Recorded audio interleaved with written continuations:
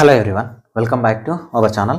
So ఆంధ్రప్రదేశ్లో NEET UG 2024 వాళ్ళకి సంబంధించిన official provisional merit list release అయిందని నేనే వీడియో చేశాను. ఓకేనా? సో వెబ్సైట్లోనే పెట్టారు, వెబ్సైట్లో పెట్టిన తర్వాత తీసేశారు అని కూడా ఆ వీడియోలో చెప్పడం జరిగింది. సో ఇప్పుడు స్టూడెంట్స్ ఏంటంటే అఫీషియల్ మెరిట్ లిస్ట్ అనేది కనిపిస్తలేదు అండ్ మా నేమ్ లేదు. సో మా నేమ్ ఎక్కడుంది, దాంతోపాటు మైనారిటీ వాళ్ళకు నో అని వచ్చింది. సో ఇవన్నీ ఏంటి, ఎక్కడుంది, ఒకవేళ వస్తే ఎప్పుడు రావచ్చు అని అడుగుతా ఉన్నారు. సో మీ డౌట్స్కి కంప్లీట్ ఆన్సర్స్ అనేవి ప్రతి కామెంట్కి రిప్లై ఇవ్వలేం కాబట్టి ఈ పర్టికులర్ వీడియోలో ఎక్స్ప్లెయిన్ చేస్తాం. వీడియోని స్కిప్ చేయకుండా చూడండి. ఖచ్చితంగా మీ ఫ్రెండ్స్ ఎవరైతే ఉన్నారో వాళ్ళకి షేర్ చేయండి, మీ వాట్సాప్ గ్రూప్లలో కానీ టెలిగ్రామ్ గ్రూప్లలో కానీ. ఎందుకంటే చాలామంది స్టూడెంట్స్ పేరెంట్స్ చాలా స్ట్రెస్గా ఫీల్ అవుతా ఉన్నారు. యూనివర్సిటీ కాంటాక్ట్ అలాంటివి ఏం చేయకండి, ఓకేనా? వాళ్ళు అఫీషియల్గా రిలీజ్ చేస్తారు, రిలీజ్ చేసిన తర్వాతనే వెబ్ ఆప్షన్స్ అనేవి స్టార్ట్ అవుతాయి. సో కాబట్టి మీరు తొందరపడి ఎక్కడికి వెళ్ళాల్సిన పని లేదు. ఎందుకంటే హెవీ రెయిన్స్ ఉన్నాయి, ఆంధ్రప్రదేశ్ మొత్తం హెవీ రెయిన్స్ ఉన్నాయి. ముఖ్యంగా విజయవాడ గురించి మీరు చూసే ఉంటారు. యూనివర్సిటీకి వెళ్ళడం లాంటివి కానీ, యూనివర్సిటీని కాంటాక్ట్ అవ్వడం లాంటివి కానీ అవి చేయకండి.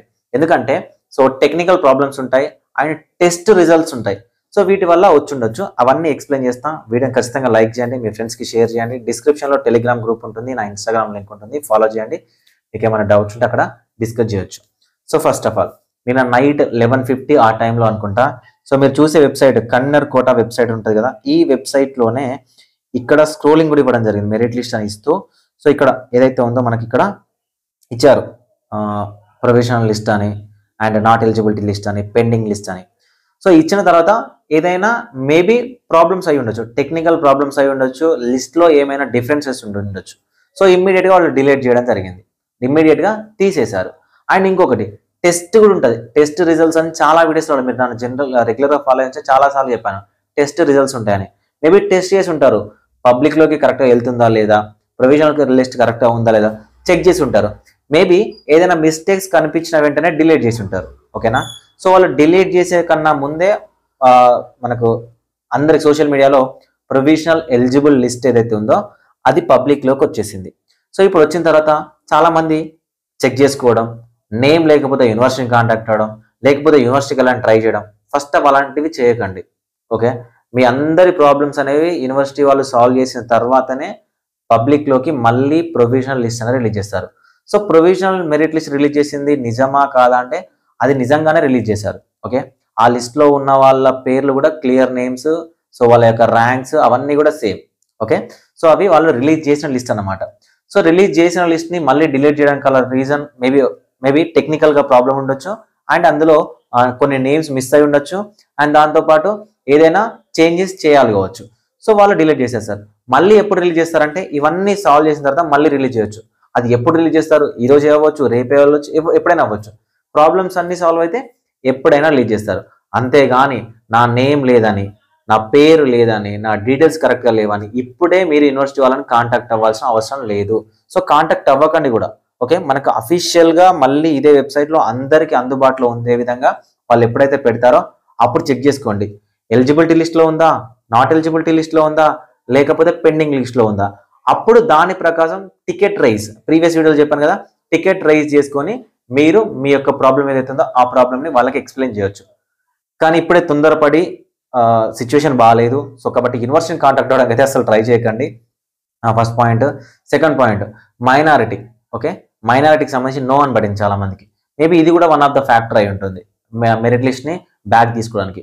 సో మైనారిటీ ఎలిజిబిలిటీ ఎవరైతే ఉన్నారో ఆ మైనారిటీకి సంబంధించి కన్నర్ కోట అప్లికేషన్ చేసేటప్పుడే సర్టిఫికేట్ని తీసుకోలేదు, వాళ్ళు వెరిఫికేషన్ చేయలేదు. సో మేబీ వాళ్ళకి ఏమైనా మళ్ళీ అవకాశం ఇస్తారా, లేదు అనుకుంటే ఎవరైతే ఉన్నారో మైనారిటీ ఎలిజిబిలిటీ వాళ్ళందరికీ ఎస్ అని ఇస్తారా. సో ఇవన్నీ ఉంటాయి కదా, ఇవన్నీ సాల్వ్ చేసి ఇస్తారు, ఓకే? నేమ్ ఉన్నా లేకపోయినా. ఎందుకంటే ఇప్పుడు ప్రజెంట్ అవైలబుల్గా సైట్లో లేదు లిస్ట్ అనేది. సో వన్స్ వచ్చిన తర్వాత మళ్ళీ నేను టెలిగ్రామ్ గ్రూప్లో కానీ వాట్సాప్ గ్రూప్లలో కానీ షేర్ చేస్తాను. సో ప్రజెంట్ మన దగ్గర ఉన్న లిస్ట్ అనేది వాళ్ళు పెట్టి తీసేసిన లిస్ట్. సో ఇప్పుడు చాలామంది ఏమంటున్నారంటే ఇప్పుడున్న మెరిట్ ఆర్డర్ మారొచ్చా?